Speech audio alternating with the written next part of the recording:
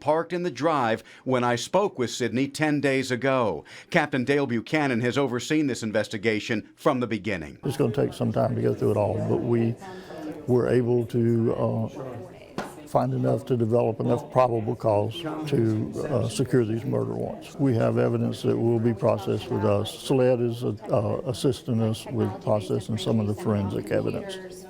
Is some of that evidence DNA? Yes. Sidney and Tammy have hired separate attorneys. They will not face these charges as a team. Each may very well face the charges using completely separate strategies. And hence the hope that we can get one to perhaps turn on the other. Well, we've got a good amount right now. We will certainly wait to hear from the attorneys. If they want to make a move and say, look, I'd like to tell you what happened, we'll be willing to listen to it.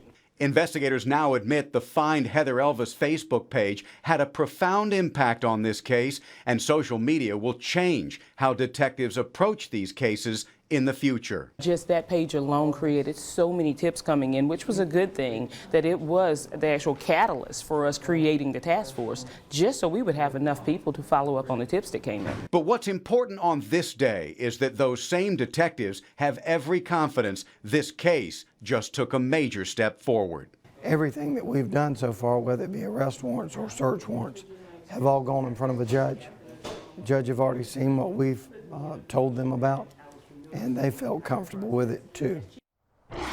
The Moores won't face a judge on the murder charges until March 17th. Chief Rhodes saying that her only request, or at least her primary request, to the judge at that time will be that the Moores not be granted bond. She considers them not only a flight risk, but a risk to the community at this point. As for the Heather Elvis missing persons case, well, there are no doors being closed by Horry County Police at this time. Both police and supporters of the Elvis family continue to ask for your tips. And because of that, many of the folks who showed up at a bond hearing on the kidnapping charges from the past weekend for Tammy and Sidney were not expecting to hear murder charges leveled against the Moores. Stephanie Robusto was at that hearing. She joins us now from J. Reuben Long Detention Center, where the Moores are staying this evening, and she has more on that side of the story.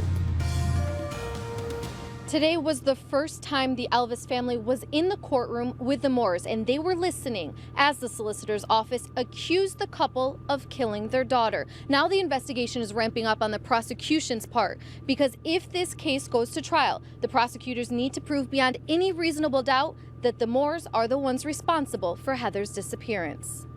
Horry County Solicitor Jimmy Richardson has no voice today, but is still aggressively working on the prosecution's case. We had a good bit of evidence, and then the stuff that the Horry County Police found added to that evidence. Prosecutors from his office stood in the Moores bond hearing today and announced they would immediately charge both Sidney and Tammy Moore for murder. Because of that, the defense decided to waive its right to a bond for the kidnapping charges that were filed against both Sidney and Tammy on Sunday. I think it's better for a judge to set the bond on every charge at one time, so he's got a full picture of everything. Kirk Truslow was also in today's bond hearing. He's representing Sidney Moore. He says Sidney isn't happy he is stuck behind bars until a bond hearing in mid-March, but otherwise isn't very concerned about the charges. He is very straightforward about having no involvement in this, and doesn't seem to be concerned in that regard. Both husband and wife appeared separately in front of the judge today, making no additional comment to the judge or the Elvis family sitting behind them. The Elvises also stayed quiet, holding hands and looking straight forward the whole time.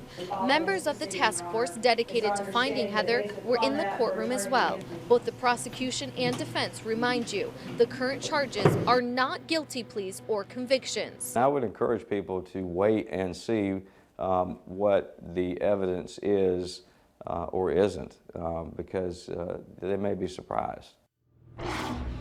Now the Moores will remain behind bars here until their next bond hearing in mid-March. The defense attorney explains it is a law enforcement strategy to keep them completely separated, to put pressure on them individually, and to hopefully get a statement. Reporting live from J. Reuben Long Detention Center, Stephanie Robusto, WMBF News.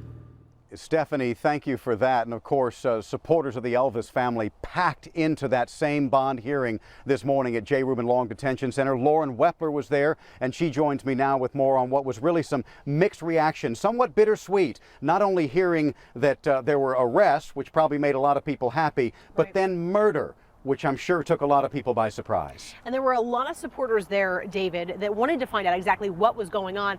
And let me tell you, there was, like you said, mixed reactions. We had a few folks who were not even wanting to talk to me, couldn't even talk to me, too emotionally torn up. Sure. And then you had folks who just, told me that they were pleased with having some kind of answers into Heather's disappearance. You're gonna take a look at video now that we're gonna show you of folks that were supporting Heather Elvis coming in and out of J. Reuben Long Detention Center. Many of the people at that bond hearing told me that they were surprised when the murder charge came down against Sydney and Tammy Moorer. Elvis family supporters say that the Moorers were motionless and quiet when the charge was read out loud. I spoke to two young girls who came out to support the Elvis family. They say they didn't know Heather, but they do know her sister Morgan, and Heather's disappearance has really hit home. Like, I remember when it happened, I was really scared. It was during Christmas break, and I didn't leave my house, and I just want to know that everything's safe now, so. Definitely very scary considering about to go off to college and be on my own, and it makes me look out for myself more. Now, some supporters did say that they actually wanted to hoot and holler. They wanted to celebrate, David, when that murder charge came out. But they actually held back, they said, because just the fact that they also felt sorry for the Moorers family, who was sitting there right next to them, right beside them, and also was having to deal with a harsh reality. Yeah, there's a big piece of the puzzle missing here, and that's Heather Elvis. We haven't found Heather or Heather's remains, and it pains me to even use that terminology, but this is now a murder investigation, and that really is the terminology that we're using at this point, now that those murder charges have been leveled against the Moorers.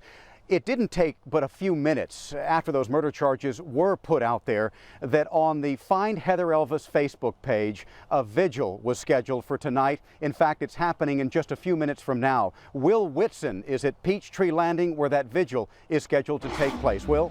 One look behind me says it all, David. You can see how many people have come out to show their support, even though the vigil will not officially start for another 10 minutes. Now, if you also take a look over to this side of the Peachtree Landing boat landing, you can see the Elvis family has shown up just a few moments ago. Some supporters and family friends are coming by to show their support to the Elvises and share both their joy that major developments have happened in this case, but also sharing their sorrow that authorities do believe Heather is dead. Now, last week, a few days before Horry County Police arrested Tammy and Sydney Moore, another vigil was held right here for Heather. Now, Elvis family friends Bill Barrett and Matt Sauter, they were the two that put that vigil on, and they have been very outspoken and very active in the search for Heather and putting these vigils together ever since she disappeared back in December. Now, this vigil will no doubt go on for quite some time tonight, and it is open to the public if you'd like to come out to Peachtree Landing and show your support. We'll continue to follow updates on WNBFnews.com and have more for you live at WNBF News at 11. For now, I'm live at Peachtree Landing. Will Whitson, WNBF News. Will, thank you for that. And new at 6, today's developments, of course, have dominated social media, Facebook and Twitter in particular. I got to share this with you, folks. According to trendsmap.com, the top 9 trending words in Myrtle Beach center on the Heather Elvis investigation. Take a look. Heather and Elvis, the top 2, followed by Sydney, Tammy, and Moorer. And then it's hashtag Heather Elvis. After that, words like Chief, Roads, and HCPD. The hashtag, or I should say, the number 10 trend in our area is, and we're proud to say this, WNBF News at this point, and that's where, of course, you're going to get all the updates continuously, both online and on air, on this Heather Elvis investigation. I'm David Clue, live in Horry County. Back to you.